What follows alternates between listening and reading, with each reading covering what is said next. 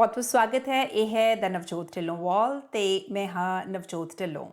एक बारी फिर तुहाडे लई लैके हाज़र हुई हाँ इस वॉल के सामने तुहाडे लई वो सिलसिला जिसका नाम है चिट्ठियां अणलिखियां। तुसीं चिट्ठियां अणलिखियां नूं हुंगारा दे रहे हो। एक बारी फिर मैं बिल्कुल शुरू दे विच ही तुहाडा शुक्रिया अदा करना चाहुंदी हाँ क्योंकि बहुत सारियां इहो जिहियां चिट्ठियां पहुंच रही ने जिहड़ियां अपने नेड़े दे निੱਘੇ रिश्तिਆਂ ਦੇ ਨਾਲ संबंधित तुहाडे जिहड़े तजर्बे ने वो तुसीं सांझे कर रहे हो।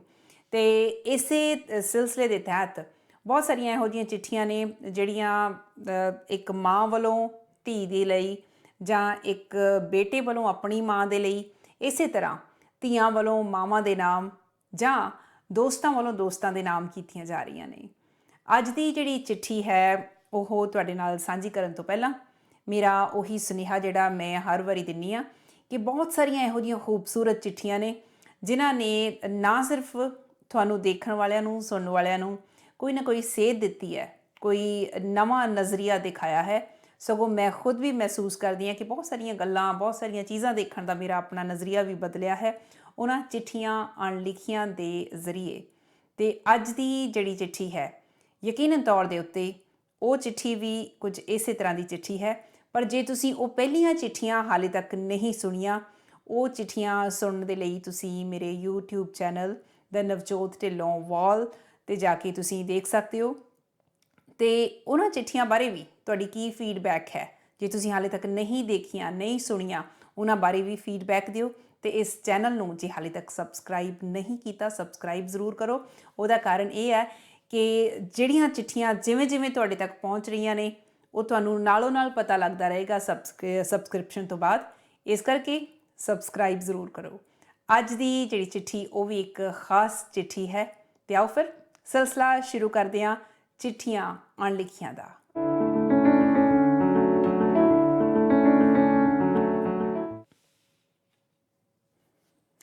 ਜਿਹੜੀ ਅੱਜ ਦੀ ਚਿੱਠੀ ਹੈ ਇਹ ਮੇਰੇ ਕੋਲ ਵੈਨਕੂਵਰ ਤੋਂ ਪਹੁੰਚੀ ਹੈ ਤੇ ਲਿਖਣ ਵਾਲੇ ਨੇ ਅਮਨਪ੍ਰੀਤ। ਇਹ ਅਮਨਪ੍ਰੀਤ ਇਹਨਾਂ ਨੂੰ ਮੇਰੇ ਵੱਲੋਂ ਦਿੱਤਾ ਗਿਆ ਨਾਮ ਹੈ। ਇਹਨਾਂ ਦਾ ਜਿਹੜਾ ਅਸਲੀ ਨਾਮ ਹੈ ਉਹ ਮੈਂ ਸ਼ਾਮਿਲ ਨਹੀਂ ਕਰ ਰਹੀ, ਪਰ ਇਹਨਾਂ ਨੇ ਇੱਕ ਨੋਟ ਲਿਖਿਆ ਹੈ ਚਿੱਠੀ ਦੇ ਬਿਲਕੁਲ ਸ਼ੁਰੂ ਦੇ ਵਿੱਚ ਮੇਰੇ ਲਈ, ਉਹ ਵੀ ਮੈਂ ਤੁਹਾਡੇ ਨਾਲ ਜ਼ਰੂਰ ਸਾਂਝਾ ਕਰ ਰਹੀ ਹਾਂ। ਕਹਿੰਦੇ ਮੇਰੀ ਉਮਰ 29-30 ਸਾਲ ਦੇ ਕਰੀਬ ਹੈ ਤੇ ਮੈਂ ਵੈਨਕੂਵਰ ਰਹਿੰਦੀ ਹਾਂ। ਸਾਡੀ ਮੌਮ ਨੇ ਸਾਨੂੰ ਘਰ ਵਿੱਚ ਹੀ ਪੰਜਾਬੀ ਲਿਖਣੀ ਪੜ੍ਹਨੀ ਸਿਖਾ ਦਿੱਤੀ ਸੀ। ਇਸ ਕਰਕੇ ਮੈਂ ਇਹ ਚਿੱਠੀ ਜਿਹੜੀ ਹੈ ਬਹੁਤ ਸਾਲ ਪਹਿਲਾਂ ਪੰਜਾਬੀ ਦੇ ਵਿੱਚ ਲਿਖੀ ਸੀ। ਜਦੋਂ ਮੈਂ 19 ਕੁ ਸਾਲ ਦੀ ਸਾਂ ਤੇ ਆਪਣੀ ਮੌਮ ਦੇ ਲਈ ਇਹ ਚਿੱਠੀ ਲਿਖੀ ਸੀ ਤੇ ਤਕਰੀਬਨ 10 ਕੁ ਸਾਲ ਪੁਰਾਣੀ ਇਹ ਗੱਲ ਹੈ। ਮੇਰੀ ਮੌਮ ਦੀ ਡੈਥ ਤੋਂ ਬਾਅਦ ਉਹਨਾਂ ਦੀ ਅਲਮਾਰੀ ਵਿੱਚੋਂ ਮੈਨੂੰ ਇਹ ਚਿੱਠੀ ਮਿਲੀ ਹੈ, ਸੋ ਉਹ ਚਿੱਠੀ ਮੈਂ ਤੁਹਾਡੇ ਲਈ ਭੇਜ ਰਹੀ ਹਾਂ। ਕਹਿੰਦੇ ਮੈਂ ਆਪਣੇ ਭਰਾ ਦਾ ਨਾਮ ਇਸ ਚਿੱਠੀ ਵਿੱਚ ਬਦਲ ਦਿੱਤਾ ਹੈ। ਤੁਸੀਂ ਚਾਹੋ ਤਾਂ ਮੇਰਾ ਅਸਲੀ ਨਾਮ ਪੜ੍ਹ ਸਕਦੇ ਹੋ। ਅਖੀਰ 'ਚ ਲਿਖ ਰਹੇ ਨੇ ਜਿਹੜਾ ਨੋਟ ਲਿਖਿਆ ਉਸ ਦੇ ਵਿੱਚ ਕਹਿੰਦੇ ਕਿ ਮੇਰੀ ਮਾਂ ਨੂੰ ਜਦੋਂ ਇਹ ਚਿੱਠੀ ਜਦੋਂ ਉਹਨਾਂ ਨੇ ਪੜ੍ਹੀ ਸੀ ਤਾਂ ਉਹ ਮੇਰੇ ਅਤੇ ਮੇਰੇ ਭਰਾ ਸੋਨੂ ਦੇ ਗਲ ਲੱਗ ਲੱਗ ਕੇ ਬਹੁਤ ਰੋਏ ਸੀ। ਪਰ ਉਸ ਤੋਂ ਅਗਲੀ ਸਵੇਰ ਕੁਝ ਇਹੋ ਜਿਹੀ ਸੀ ਜਿਵੇਂ ਸਭ ਕੁਝ ਆਮ ਵਾਂਗ ਸੀ ਅਤੇ ਜਿਵੇਂ ਰਾਤੀ ਕੋਈ ਗੱਲ ਨਾ ਹੋਈ ਹੋਵੇ। ਅਤੇ ਲਓ ਜੀ ਇਹਨਾਂ ਵੱਲੋਂ ਭੇਜੀ ਗਈ ਚਿੱਠੀ ਜਿਹੜੀ ਤਕਰੀਬਨ 10 ਸਾਲ ਪਹਿਲਾਂ ਇਹਨਾਂ ਨੇ ਆਪਣੀ ਮਾਂ ਦੇ ਨਾਮ ਲਿਖੀ ਸੀ। ਅਤੇ ਉਸ ਚਿੱਠੀ ਦੇ ਵਿੱਚ ਇਹਨਾਂ ਨੇ ਕੀ ਲਿਖਿਆ ਉਹ ਚਿੱਠੀ ਮੈਂ ਤੁਹਾਡੇ ਨਾਲ ਸਾਂਝੀ ਕਰ ਰਹੀ। ਜਿਵੇਂ ਤੁਹਾਨੂੰ ਪਤਾ ਲੱਗਾ ਇਹਨਾਂ ਦੇ ਇਸ ਨੋਟ ਤੋਂ ਕਿ 10 ਸਾਲ ਪਹਿਲਾਂ ਇਹ ਚਿੱਠੀ ਇਹਨਾਂ ਨੇ ਲਿਖੀ ਅਤੇ ਇਹਨਾਂ ਦੀ ਮੌਮ ਦੀ ਡੈਥ ਹੋ ਚੁੱਕੀ ਹੈ, ਪਰ ਉਹਨਾਂ ਦੀ ਅਲਮਾਰੀ ਦੇ ਵਿੱਚੋਂ ਇਹ ਚਿੱਠੀ ਉਹਨਾਂ ਦੀ ਮੌਤ ਤੋਂ ਬਾਅਦ ਉਹਨਾਂ ਨੂੰ ਮਿਲੀ ਹੈ। ਕੀ ਲਿਖਿਆ ਸੀ ਇਹਨਾਂ ਨੇ 10 ਸਾਲ ਪਹਿਲਾਂ ਆਪਣੀ ਮੌਮ ਦੇ ਲਈ। ਕਹਿੰਦੇ ਡੀਅਰ ਮੌਮ, ਅੱਜ ਮੈਂ ਜਿਹੜੀਆਂ ਗੱਲਾਂ ਤੁਹਾਨੂੰ ਲਿਖ ਰਹੀ ਹਾਂ ਸ਼ਾਇਦ ਉਹਨਾਂ ਦੀ ਅੱਜ ਗੱਲ ਕਰਨ ਦਾ ਕੋਈ ਫਾਇਦਾ ਵੀ ਨਾ ਹੋਵੇ ਅਤੇ ਨਾ ਕੋਈ ਬਹੁਤੀ ਸੈਂਸ ਬਣਦੀ ਹੈ। ਫਿਰ ਵੀ ਇਹ ਉਹ ਗੱਲਾਂ ਹਨ ਜਿਹੜੀਆਂ ਮੈਨੂੰ ਮਹਿਸੂਸ ਕਰਦੇ ਵੇਲੇ ਨਾਲੋਂ ਨਾਲ ਤੁਹਾਨੂੰ ਕਹਿ ਦੇਣੀਆਂ ਚਾਹੀਦੀਆਂ ਸਨ, ਪਰ ਨਿਆਣੀ ਮੱਤ ਸੀ। ਬਸ ਇੰਨਾ ਵੀ ਨਹੀਂ ਪਤਾ ਸੀ ਕਿ ਕੁਝ ਗੱਲਾਂ ਦਾ ਵਕਤ ਲੰਘ ਜਾਂਦਾ ਹੈ, ਉਹਨਾਂ ਨੂੰ ਜਮ੍ਹਾਂ ਕਰਕੇ ਨਹੀਂ ਰੱਖਣਾ ਚਾਹੀਦਾ। ਅੱਜ ਜਦੋਂ ਮੈਂ 20 ਸਾਲ ਦੀ ਹੋਈ ਹਾਂ, ਮੈਂ ਖੁਦ ਇਸ ਗੱਲ ਨੂੰ ਮਹਿਸੂਸ ਕਰਦੀ ਹਾਂ ਕਿ ਜ਼ਿੰਦਗੀ ਵਿੱਚ ਲਾਈਫ ਪਾਰਟਨਰ ਦੀ ਕਿੰਨੀ ਜ਼ਰੂਰਤ ਹੁੰਦੀ ਹੈ। ਪਰ ਚੰਗਾ ਲਾਈਫ ਪਾਰਟਨਰ ਮਿਲਣਾ ਸਭ ਦੇ ਹਿੱਸੇ ਨਹੀਂ ਆਉਂਦਾ। ਤੇ ਮੋਮ, ਤੁਸੀਂ ਤਾਂ ਉਦੋਂ ਸਿਰਫ 30-31 ਸਾਲ ਦੇ ਸੀ ਜਦੋਂ ਤੁਸੀਂ ਤੇ ਡੈਡ ਵੱਖ ਹੋ ਗਏ ਸੀ। ਮੈਂ ਸਿਰਫ 9 ਸਾਲ ਦੀ ਸੀ ਤੇ ਸੋਨੂ ਇਹਨਾਂ ਨੇ ਆਪਣੇ ਭਰਾ ਦੀ ਗੱਲ ਕੀਤੀ ਹੈ, ਤੇ ਸੋਨੂ ਮਸਾਂ 5 ਕੁ ਸਾਲ ਦਾ ਸੀ। ਸਾਨੂੰ ਕੀ ਸਮਝ ਸੀ ਜ਼ਿੰਦਗੀ ਬਾਰੇ ਉਹਨਾਂ ਦਿਨਾਂ ਦੇ ਵਿੱਚ। ਮੈਨੂੰ ਉਹ ਦਿਨ ਹਾਲੇ ਵੀ ਪੂਰੀ ਤਰ੍ਹਾਂ ਯਾਦ ਨੇ, ਖਾਸ ਕਰਕੇ ਤੁਹਾਡੇ ਤੇ ਡੈਡ ਦੇ ਵੱਖ ਹੋਣ ਵਾਲਾ ਦਿਨ। ਤੁਸੀਂ ਸਾਨੂੰ ਇੰਨਾ ਕੁ ਹੀ ਸਮਝਾਇਆ ਸੀ ਕਿ ਆਪਾਂ ਅੱਜ ਤੋਂ ਇਕੱਲੇ ਰਹਾਂਗੇ। ਡੈਡ ਨੂੰ ਤੁਸੀਂ ਦੋਵੇਂ ਕਦੇ ਕਦਾਈ ਮਿਲ ਸਕੋਗੇ। ਤੁਸੀਂ ਸਾਨੂੰ ਕੁਝ ਇਹ ਗੱਲਾਂ ਸਮਝਾਈਆਂ ਸਨ। ਸਾਡੀ ਸਮਝ ਤੋਂ ਸਭ ਕੁਝ ਬਾਹਰ ਸੀ। ਤੁਹਾਡੇ ਚਿਹਰੇ ਦੀ ਉਦਾਸੀ, ਗੁੱਸਾ, ਸ਼ਰਮ, ਘਟਾਅ, ਚਿੰਤਾ ਤੇ ਅਜੀਬ ਜਿਹਾ ਫਿਕਰ ਸਭ ਕੁਝ ਸਪਸ਼ਟ ਸੀ। ਮੇਰੀ ਹਿੰਮਤ ਹੀ ਨਾ ਹੋਈ ਕੋਈ ਸਵਾਲ ਕਰਨ ਦੀ, ਤੇ ਸੋਨੂ ਹਾਲੇ ਸਵਾਲ ਕਰਨ ਜੋਗਾ ਹੀ ਨਹੀਂ ਸੀ। ਇਸ ਲਈ ਉਸਨੇ ਕੋਈ ਸਵਾਲ ਨਾ ਕੀਤਾ। ਅਸੀਂ ਜਾਣਦੇ ਸਾਂ ਕਿ ਡੈਡ ਨੇ ਨਹੀਂ ਆਉਣਾ, ਫਿਰ ਵੀ ਉਡੀਕਦੇ ਰਹਿੰਦੇ। ਮੋਮ, ਤੁਸੀਂ ਸਾਡੀ ਹਾਲਤ ਦੇਖ ਕੇ ਸਾਨੂੰ ਵੱਧ ਪਿਆਰ ਦੇਣਾ ਤੇ ਵੱਧ ਪਿਆਰ ਜਿਤਾਉਣਾ। ਕਈ ਵਾਰ ਤੁਸੀਂ ਸਾਨੂੰ ਸੁੱਤੇ ਪਿਆਂ ਨੂੰ ਸਿਰ ਤੇ ਹੱਥ ਫੇਰ ਕੇ ਚੁੰਮੀ ਜਾਣਾ। ਮੈਨੂੰ ਚੰਗਾ ਲੱਗਦਾ ਸੀ ਤੁਹਾਡਾ ਇਸ ਤਰ੍ਹਾਂ ਪਿਆਰ ਕਰਨਾ। ਇਸ ਕਰਕੇ ਮਛਲੀ ਜਿਹੀ ਹੋਈ ਲੇਟੀ ਰਹਿਣਾ, ਸੁੱਤੀ ਹੋਣ ਦਾ ਨਾਟਕ ਕਰਦੀ ਰਹਿੰਦੀ ਸਾਂ ਮੈਂ। ਮੋਮ, ਸਿਰਫ ਡੈਡ ਨਾਲੋਂ ਅੱਡ ਹੋਣ ਵਾਲੇ ਦਿਨ ਹੀ ਨਹੀਂ, ਅਕਸਰ ਤੁਹਾਨੂੰ ਤੁਹਾਡੇ ਕਮਰੇ ਵਿੱਚ ਲੁਕ ਲੁਕ ਕੇ ਇਕੱਲਿਆਂ ਰੋਂਦਿਆਂ ਮੈਂ ਦੇਖਦੀ ਰਹਿੰਦੀ ਸਾਂ। ਪਤਾ ਨਹੀਂ ਕਿਉਂ ਮੈਂ ਕਦੇ ਆ ਕੇ ਤੁਹਾਨੂੰ ਚੁੱਪ ਕਿਉਂ ਨਹੀਂ ਕਰਾਇਆ। ਸ਼ਾਇਦ ਇਸ ਲਈ ਕਿ ਮੋਮ, ਤੁਸੀਂ ਬਹੁਤ ਸਟਰੋਂਗ ਬਣ ਕੇ ਵਿਚਰਦੇ ਸੀ। ਇਸ ਕਰਕੇ ਮੈਂ ਰੋਕ ਲੈਂਦੀ ਸੀ ਆਪਣੇ ਆਪ ਨੂੰ ਕਿ ਮੋਮ ਇਹ ਨਾ ਸੋਚਣ ਕਿ ਬੱਚਿਆਂ ਸਾਹਮਣੇ ਮੈਂ ਕਮਜ਼ੋਰ ਸਾਬਤ ਹੋ ਰਹੀ ਹਾਂ। ਉਹ ਮੈਨੂੰ ਰੋਂਦੀ ਨੂੰ ਨਾ ਦੇਖ ਲੈਣ। ਮੋਮ, ਤੁਸੀਂ ਸਾਨੂੰ ਸਵੇਰੇ ਉਠਾ ਕੇ ਸਾਡਾ ਲੰਚ ਤਿਆਰ ਕਰਕੇ ਉਸ ਤੋਂ ਬਾਅਦ ਖੁਦ ਤਿਆਰ ਹੋ ਕੇ ਕੰਮ 'ਤੇ ਜਾਂਦੇ, ਸਾਨੂੰ ਸਕੂਲ ਛੱਡਦੇ, ਖੁਦ ਟਾਈਮ ਸਿਰ ਕੰਮ 'ਤੇ ਪਹੁੰਚਣਾ, ਕਦੀ ਕੰਮ ਤੋਂ ਨਿਕਲ ਕੇ ਡੇ ਕੇਅਰ ਛੱਡਣਾ, ਫਿਰ ਐਕਟੀਵਿਟੀਜ਼ 'ਤੇ ਲੈ ਕੇ ਜਾਣਾ, ਸ਼ਾਮ ਨੂੰ ਘਰ ਪੁੱਜ ਕੇ ਡਿਨਰ ਤਿਆਰ ਕਰਨਾ, ਘਰ ਦੀ ਸਾਫ਼ ਸਫਾਈ, ਕੱਪੜੇ ਸਾਂਭਣੇ ਧੋਣੇ, ਗਰੋਸਰੀ ਲੈ ਕੇ ਆਉਣੀ, ਡਾਕਟਰਸ ਦੀਆਂ ਅਪੁਆਇੰਟਮੈਂਟਸ, ਬੈਂਕਿੰਗ ਤੇ ਹੋਰ ਬਹੁਤ ਕੁਝ। ਤੁਸੀਂ ਇਕੱਲੇ ਕਿਵੇਂ ਮੈਨੇਜ ਕਰਦੇ, ਮੈਂ ਤਾਂ ਸੋਚ ਕੇ ਹੈਰਾਨ ਹੁੰਦੀ ਸਾਂ। ਹਾਂ, ਕਦੀ ਤੁਹਾਨੂੰ ਗੁੱਸਾ ਆ ਜਾਂਦਾ ਸੀ, ਤੁਸੀਂ ਚਿੜਚਿੜੇ ਹੋ ਜਾਂਦੇ ਸੀ। ਅਸੀਂ ਖਾਣ ਪੀਣ ਤੇ ਪਹਿਨਣ ਲਈ ਕੱਪੜਿਆਂ ਦੀਆਂ ਫਰਮਾਇਸ਼ਾਂ ਕਰਨੀਆਂ ਸ਼ੁਰੂ ਕਰ ਦਿੱਤੀਆਂ। ਤੁਸੀਂ ਇੰਨਾ ਕੁਝ ਕਰਦੇ ਸੀ, ਮੈਂ ਆਪਣੀਆਂ ਫਰੈਂਡਸ ਨੂੰ ਕਹਿੰਦੀ ਹੁੰਦੀ ਸਾਂ ਕਿ ਮੇਰੀ ਮੋਮ ਸੁਪਰ ਮੋਮ ਹੈ। ਮੋਮ, ਤੁਸੀਂ ਸੱਚਮੁੱਚ ਸੁਪਰ ਮੋਮ ਹੋ। ਸਾਨੂੰ ਡੇ ਕੇਅਰ 'ਤੇ ਛੱਡ ਕੇ ਤੁਸੀਂ ਕੰਮ ਦੀਆਂ ਵਾਧੂ ਸ਼ਿਫਟਾਂ ਵੀ ਲਾਉਂਦੇ ਸੀ। ਤੁਸੀਂ ਸਾਨੂੰ ਪਿਕਅਪ ਕਰਨ ਲਈ ਜ਼ਰਾ ਕੁ ਵੀ ਲੇਟ ਹੋ ਜਾਣਾ ਤਾਂ ਅਸੀਂ ਗੁੱਸੇ ਨਾਲ ਤੁਹਾਡੇ 'ਤੇ ਵਰ ਪੈਂਦੇ ਸਾਂ, ਤੇ ਤੁਸੀਂ ਗਿਲਟੀ ਫੀਲ ਕਰਦਿਆਂ ਸੌਰੀ ਕਹੀ ਜਾਣਾ। ਮੋਮ, ਮੈਂ ਸੋਚਦੀ ਹਾਂ ਕਿ ਤੁਸੀਂ ਕਿੰਨਾ ਕੁਝ ਕੀਤਾ ਸਾਡੇ ਲਈ, ਕਿੰਨੀਆਂ ਸੈਕਰੀਫਾਈਸਿਸ ਕੀਤੀਆਂ ਸਾਡੇ ਲਈ।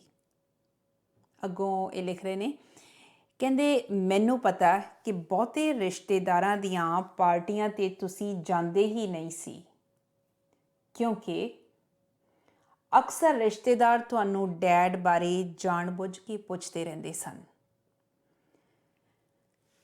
ਤੇ ਮੇਰੇ ਤੇ ਸੋਨੂ ਨੂੰ ਤਰਸ ਭਰੀਆਂ ਨਜ਼ਰਾਂ ਦੇ ਨਾਲ ਦੇਖਦੇ ਸਨ।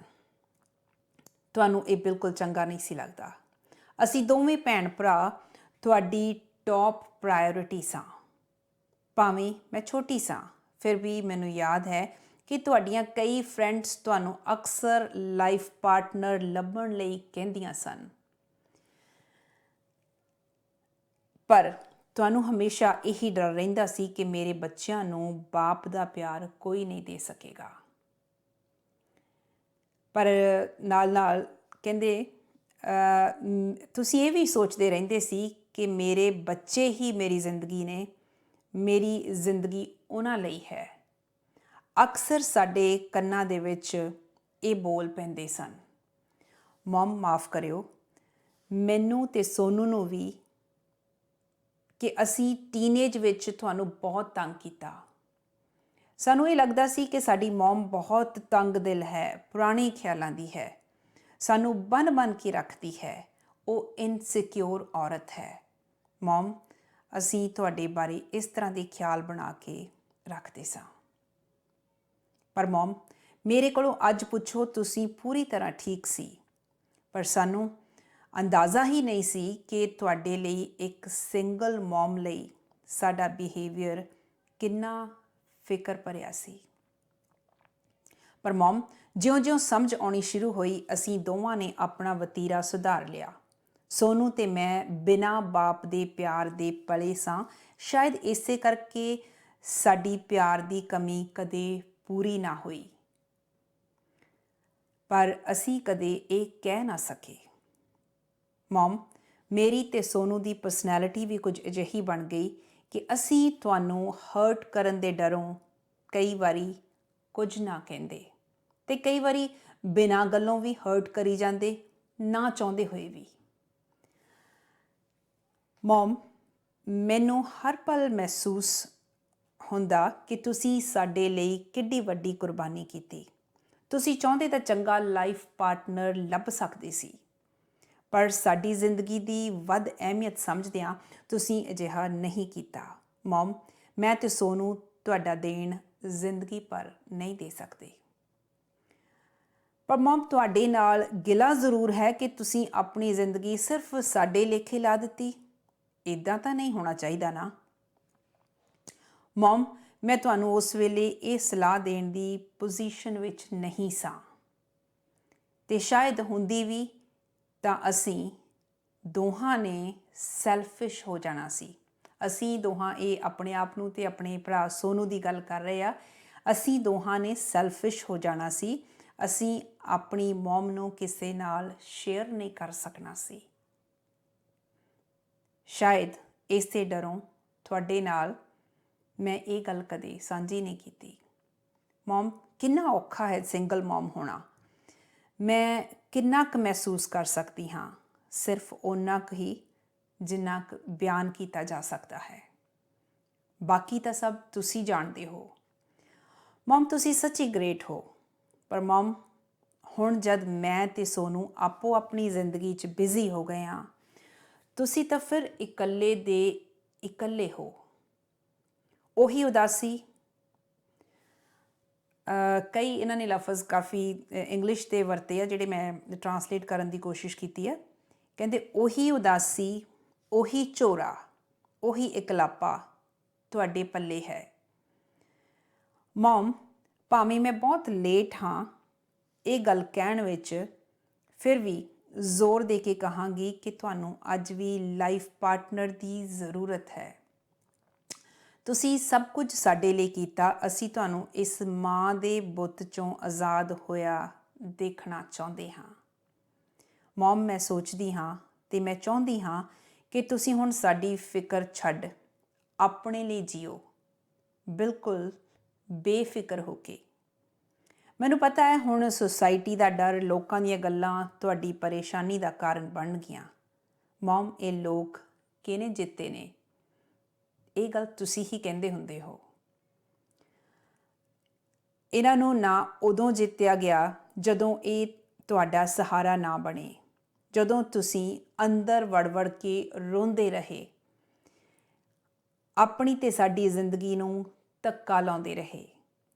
ਨਾ ਇਹਨਾਂ ਨੇ ਹੁਣ ਕੋਈ ਹੁਲਾਰਾ ਦੇਣਾ ਤੁਹਾਨੂੰ ਜਦ ਤੁਸੀਂ ਢਲਦੀ ਉਮਰ ਦੇ ਮੋੜ 'ਤੇ ਖੜੇ ਹੋ।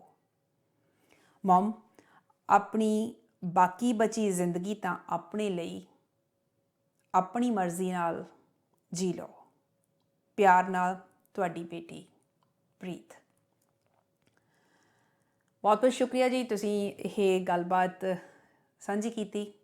ਇੰਨਾ ਪਿਆਰਾ ਖਤ ਜਿਹੜਾ ਤੁਸੀਂ 10 ਸਾਲ ਪਹਿਲਾਂ ਆਪਣੀ ਮਾਂ ਲਈ ਲਿਖਿਆ ਸੀ ਅਤੇ ਉਹਨਾਂ ਨੇ ਵੀ ਉਹ ਖਤ ਸਾਂਭ ਕੇ ਰੱਖਿਆ। ਤੁਸੀਂ ਐਕਸਪਲੇਨ ਕੀਤੇ ਉਹ ਪਲ ਵੀ ਜਦੋਂ ਤੁਹਾਡੀ ਮਦਰ ਨੇ ਇਹ ਖਤ ਪੜ੍ਹਿਆ ਅਤੇ ਉਹਨਾਂ ਨੇ ਕਿਵੇਂ ਤੁਹਾਡੀਆਂ ਭਾਵਨਾਵਾਂ ਨੂੰ ਮਹਿਸੂਸ ਕੀਤਾ। ਇਹੀ ਅਹਿਮੀਅਤ ਹੈ ਚਿੱਠੀਆਂ ਦੀ। ਅਤੇ ਹੁਣ ਜਦੋਂ ਤੁਹਾਡੇ ਹੱਥ ਇਹ ਚਿੱਠੀ ਦੁਬਾਰਾ ਲੱਗੀ ਹੈ, ਇਹ ਚਿੱਠੀ ਤੁਸੀਂ ਚਿੱਠੀ ਅਣਲਿਖੀ ਦੇ ਰੂਪ ਦੇ ਵਿੱਚ ਭੇਜੀ ਹੈ। ਭਾਵੇਂ ਇਹ ਚਿੱਠੀ ਤੁਸੀਂ ਆਪਣੀ ਮਦਰ ਦੇ ਲਈ ਡਿਲੀਵਰ ਕਰ ਦਿੱਤੀ ਸੀ ਜਾਂ ਉਹਨਾਂ ਨੇ ਇਹ ਚਿੱਠੀ ਪੜ੍ਹ ਲਈ ਸੀ। ਅਖੀਰ 'ਚ ਇਹਨਾਂ ਨੇ ਇੱਕ ਗੱਲ ਹੋਰ ਲਿਖੀ ਹੈ, ਕਹਿੰਦੇ ਕਿ ਨਵਜੋਤ ਜੀ, ਇਸ ਚਿੱਠੀ ਨੂੰ ਤੁਹਾਡੇ ਤੱਕ ਪਹੁੰਚਾਉਣ ਦਾ ਮਕਸਦ ਇਹ ਹੈ ਕਿ ਮੈਂ ਦੁਨੀਆ ਭਰ ਦੀਆਂ ਸਿੰਗਲ ਮੌਮਸ ਨੂੰ ਸੈਲਿਊਟ ਕਰਨਾ ਚਾਹੁੰਦੀ ਹਾਂ ਅਤੇ ਮੇਰੀ ਬੇਨਤੀ ਹੈ ਕਿ ਉਹ ਆਪਣੀ ਜ਼ਿੰਦਗੀ ਨੂੰ ਸਿਰਫ ਆਪਣੇ ਬੱਚਿਆਂ ਤੱਕ ਸੀਮਤ ਨਾ ਰੱਖਣ। ਆਪਣੀ ਰਾਹ, ਆਪਣੇ ਹਿੱਸੇ ਦਾ ਪਿਆਰ, ਆਪਣੇ ਲਈ ਪਿਆਰ ਖੁਦ ਲੱਭਣ ਅਤੇ ਆਪਣੀ ਜ਼ਿੰਦਗੀ ਨੂੰ ਆਪਣੀ ਸਮਝ ਕੇ ਜਿਉਣ, ਸਿਰਫ ਬੱਚਿਆਂ ਦੀ ਖਾਤਰ ਨਹੀਂ। ਇਹੀ ਵਜ੍ਹਾ ਹੈ ਕਿ ਇਹਨਾਂ ਨੇ ਇਹ ਜਿਹੜੀ ਚਿੱਠੀ ਭਾਵੇਂ ਆਪਣੀ ਮਾਂ ਨੂੰ ਦਿੱਤੀ ਸੀ, ਮਾਂ ਨੇ ਪੜ੍ਹ ਲਈ ਸੀ, ਪਰ ਅੱਜ ਇਹ ਚਿੱਠੀ ਸਾਡੇ ਨਾਲ ਸਾਂਝੀ ਕੀਤੀ ਹੈ। ਚਿੱਠੀ ਅਣਲਿਖੀ ਸ਼ਾਇਦ ਇਸ ਲਈ ਵੀ ਹੈ ਕਿ ਬਹੁਤ ਸਾਰੀਆਂ ਧੀਆਂ ਨੇ, ਬਹੁਤ ਸਾਰੇ ਪੁੱਤ ਨੇ ਜਿਹੜੇ ਆਪਣੀ ਮਾਂ ਨੂੰ ਸ਼ਾਇਦ ਇਹ ਗੱਲਾਂ ਨਾ ਕਹਿ ਸਕੇ ਹੋਣ। ਇੱਕ ਵਾਰੀ ਫਿਰ ਇਹ ਚਿੱਠੀ ਸਾਂਝੀ ਕਰਨ ਦੇ ਲਈ ਇਹਨਾਂ ਦਾ ਬਹੁਤ ਬਹੁਤ ਸ਼ੁਕਰੀਆ। ਅਤੇ ਅਖੀਰ ਵਿੱਚ ਤੁਹਾਡੇ ਲਈ ਉਹੀ ਗੁਜ਼ਾਰਿਸ਼ ਕਿ ਜਦੋਂ ਤੁਸੀਂ ਵੀ ਇਸ ਤਰ੍ਹਾਂ ਦਿਲ 'ਚੋਂ ਆਵਾਜ਼ ਨੂੰ ਮਹਿਸੂਸ ਕਰਦੇ ਹੋ, ਤੁਹਾਨੂੰ ਲੱਗਦਾ ਹੈ ਕਿ ਇਹ ਕਿਸੇ ਨਾ ਕਿਸੇ ਦੇ ਕੰਨਾਂ ਤੱਕ, ਕਿਸੇ ਦੇ ਦਿਲ ਤੱਕ ਪਹੁੰਚਣੀ ਚਾਹੀਦੀ ਹੈ, ਉਸ ਆਵਾਜ਼ ਨੂੰ ਰੋਕ ਕੇ ਨਾ ਰੱਖੋ। ਜ਼ਰੂਰ ਲਿਖੋ ਚਿੱਠੀਆਂ ਅਣਲਿਖੀਆਂ ਅਤੇ ਮੈਂ ਇੰਤਜ਼ਾਰ ਕਰਦੀ ਹਾਂ ਤੁਹਾਡੀਆਂ ਉਹਨਾਂ ਚਿੱਠੀਆਂ ਦਾ।